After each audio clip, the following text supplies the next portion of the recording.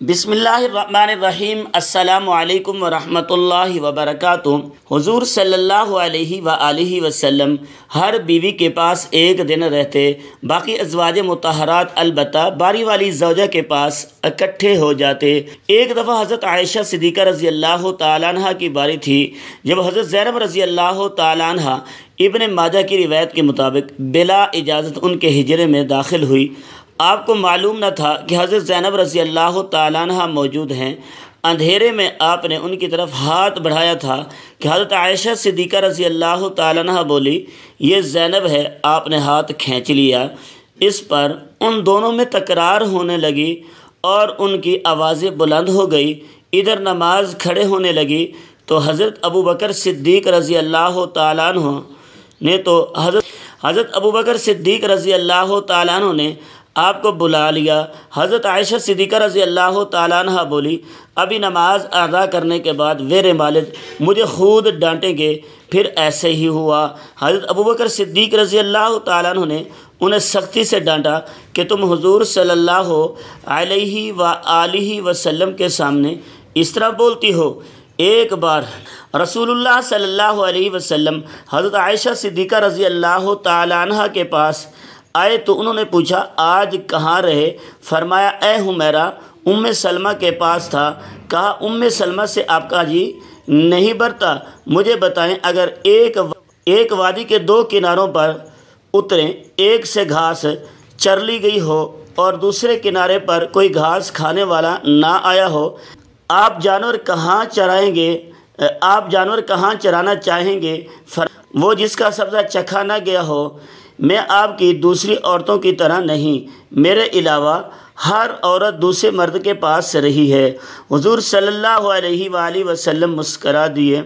شاہ روم مقوقس نے رسول اللہ صلی اللہ علیہ وسلم کو ایک قبطی باندھی ہدیہ کی۔ حضرت عائشہ صدیقہ رضی اللہ تعالیٰ عنہ کہتی ہیں کہ وہ حاملہ ہوئی تو مجھے پریشانی لگ گئی۔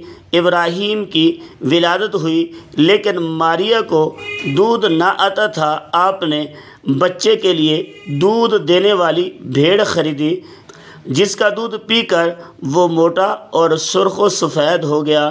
ایک دن ابراہیم کو اپنی گردن پر اٹھا کر لائے اور پوچھا، عائشہ، بچے کی مجھ سے مشابہت کے بارے میں کیا خیال ہے؟ میں سوتن کی وجہ سے کہا، مجھے تو آپ سے کوئی مشابہت نظر نہیں آتی۔ فرمایا، بچے کی صحت کے بارے میں کیا کہتی ہے؟ میں نے کہا، جو بھیڑوں کا دودھ پیتا ہے وہ ایسے ہی ہوتا ہے۔ حضرت عائشہ صدیقہ رضی اللہ تعالیٰ عنہ فرماتی ہیں، میں ان عورتوں سے چڑھتی تھی جو اپنے آپ رسول اللہ صلی اللہ علیہ وآلہ وسلم کو ہبہ کر دیتی تھی۔ میں کہتی تھی، بھلا کوئی عورت اپنے آپ کو تمہیں ہبہ کر سکتی ہے؟ جب اللہ تعالیٰ نے یہ آیت اتاری، اے نبی صلی اللہ علیہ وسلم، اپنی بیویوں میں جس کو چاہیں الگ رکھیں اور جسے چاہیں اپنے پاس رکھیں اور جسے چاہیں الگ کرنے کے بعد واپس بلا لیں، اس میں بھی کوئی حرج نہیں۔ تو میں نے کہا، مجھے لگتا ہے آپ کا رب آپ کی خواہش پوری کرنے میں جلدی کرتا ہے۔ ابن حجر کہتے ہیں کہ کئی صحابیات نے اپنی جان رسول اللہ صلی اللہ علیہ وآلہ وسلم کو بخشی، مگر آپ صلی اللہ علیہ وآلہ وسلم کسی ایک کو نکاح میں نہ لائے، کیونکہ یہ آپ کی منشا پر موقوف تھا، بشرطے کہ نبی صلی اللہ علیہ وسلم اس کو اپنے نکاح میں لانا چاہتے ہیں۔ ابن حجر نے حضرت میمونہ رضی اللہ تعالیٰ عنہ کی بشرطے کہ نبی کریم صلی اللہ علیہ وسلم اس کو اپنے نکاح میں لانا چاہیں، ابن حجر نے حضرت میمونہ رضی اللہ تعالیٰ عنہ کے ہبہ ہونے کا رد بھی کیا ہے۔ ام المؤمنین حضرت سودا بنت زامہ نے اپنی باری کا دن حضرت عائشہ صدیقہ رضی اللہ تعالیٰ عنہ کو دے دیا تھا، چنانچہ حضور صلی اللہ علیہ وآلہ وسلم حضرت عائشہ صدیقہ رضی اللہ تعالیٰ عنہ کے ہاں 2 دن قیام فرماتے۔ حضرت عائشہ صدیقہ رضی اللہ تعالیٰ عنہ فرماتی ہیں، سودا کے علاوہ کوئی عورت ایسی نہیں کہ میرا اس جیسے طور طریقے اختیار کرنے کو دل چاہے، مگر ان میں بھی تندی تھی۔ ایک بار حضرت صفیہ بنت حی اور حضرت عائشہ صدیقہ رضی اللہ تعالیٰ عنہ میں جھگڑا ہوا، دونوں نے ایک دوسرے کے باپ کو برا بھلا کہا۔ رسول اللہ صلی اللہ علیہ وآلہ وسلم نے سنا تو فرمایا، صفیہ تم ابوبکر صدیق رضی اللہ تعالیٰ عنہ کو گالی دے رہی ہو۔ حضرت عمر بن خطاب رضی اللہ تعالیٰ عنہ فرماتے ہیں، نبی کریم صلی اللہ علیہ وآلہ وسلم کی ازواج آپس میں رقابت کی وجہ سے آپ سے روٹھ گئی، اور میں نے ان سے کہا، نبی صلی اللہ علیہ وسلم تمہیں طلاق دے دیں تو بڑی امید ہے کہ ان کا رب انہیں بدلے میں تم سے بہتر بیویاں دے دے۔ تو اسی مضمون کی آیت نازل ہوئی، تو ایسی ہی مضمون کی آیت نازل ہو گئی۔ ایک سفر میں نبی کریم صلی اللہ علیہ وآلہ وسلم کے ساتھ جانے کے لیے حضرت عائشہ صدیقہ رضی اللہ تعالیٰ عنہ اور حضرت حفصہ رضی اللہ تعالیٰ عنہ کے نام قرآن نکالا۔ رات کے سفر میں گفتگو کرنے کے لیے آپ صلی اللہ علیہ وآلہ وسلم حضرت عائشہ صدیقہ رضی اللہ تعالیٰ عنہ کو اپنے ساتھ رکھتے تھے۔ حضرت حفصہ رضی اللہ تعالیٰ عنہ کو اس پر رشک آیا۔ انہوں نے حضرت عائشہ صدیقہ رضی اللہ تعالیٰ عنہ سے کہا، تم میرے اونٹ پر سوار ہو جاؤ اور میں تمہارے اونٹ پکڑ لیتی ہوں، دیکھتے جاؤ کیا بنتا ہے۔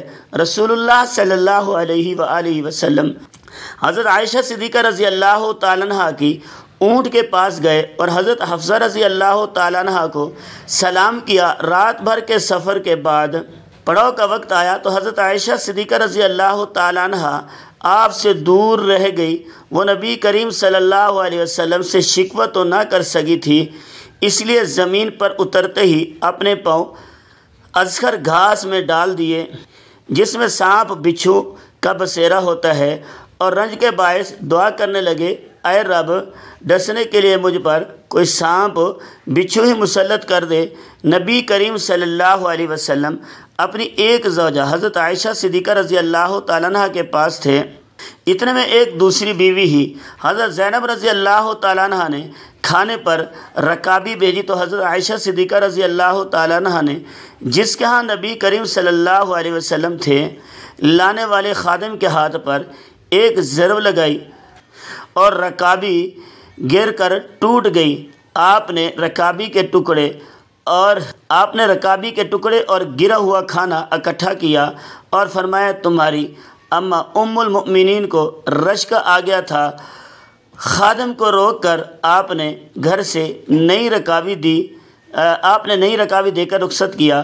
حضرت عائشہ صدیقہ رضی اللہ تعالیٰ عنہ فرماتی ہیں کہ ایک رات سونے کے وقت میرا جسم آپ صلی اللہ علیہ وسلم کے جسم سے مل گیا۔ آپ صلی اللہ علیہ وآلہ وسلم نے فرمایا، عائشہ کیا تم مجھے اس رات رب کی عبادت کی اجازت دیتی ہو؟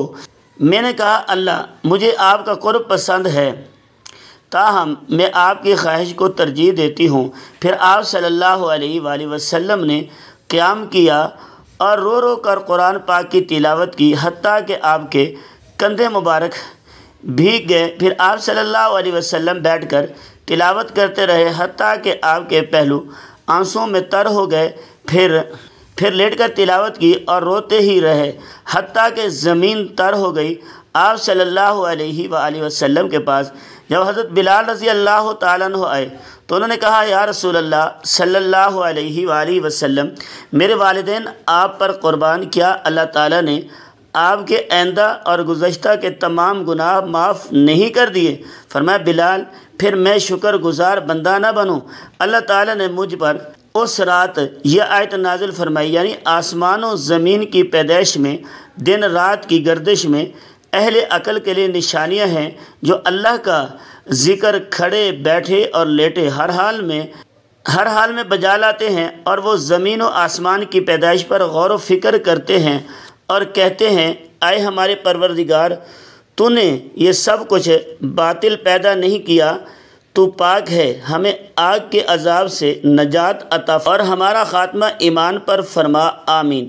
ناظرین کمنٹ باکس میں ایک بار ضرور صلی اللہ علیہ وآلہ وسلم